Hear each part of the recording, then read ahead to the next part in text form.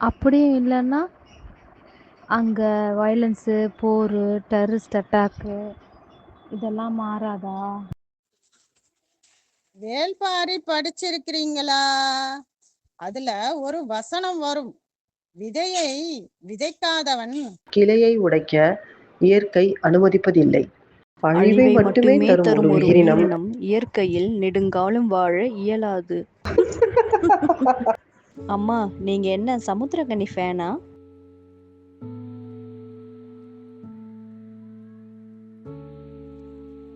உங்களை பார்த்தா நல்லா படிச்ச கிரியேட்டிவான பொண்ணு மாதிரி இருக்கு.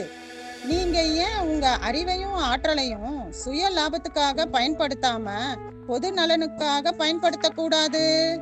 தப்பு பண்றவங்க அவங்க ஆற்றலை பாம் கண்டுபிடிக்கவும் வைரஸ் கண்டுபிடிக்கவும் யூஸ் பண்ணும்போது நல்லவங்க ஏன் நல்லதுக்காக பயன்படுத்த கூடாது? புரியுதுமா. பெரிய விஷயம்தான். இவளையே ஃபீல் பண்ண வச்சிட்டீங்களே. நீங்க பேசுறது எல்லாமே பஞ்ச் டைலாக்கா இருக்கே, எப்படி? என்னம்மா, என்ன பூமர் ஆன்டின்னு சொல்ல வரியா? எனக்கு ஒரு விஜயகாந்த் படமே பார்த்த மாதிரி இருந்துச்சு. இல்லை, எனக்கு கமலஹாசனே ரஜினிகாந்த் வாய்ஸில் பேசுகிற மாதிரி இருக்கு. நீ ஏம்மா அமைதியாவே இருக்க?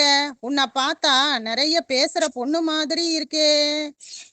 அமிர்தா இவ்வளோ நேரம் அமைதியாக இருக்கான்னா ஏதோ பெருசாக யோசிச்சுட்டு இருக்கான்னு அர்த்தம். நான் ஒரு லாயர், சட்டத்தை நம்புறவன், சட்டத்தை மட்டுமே நம்புறவன்.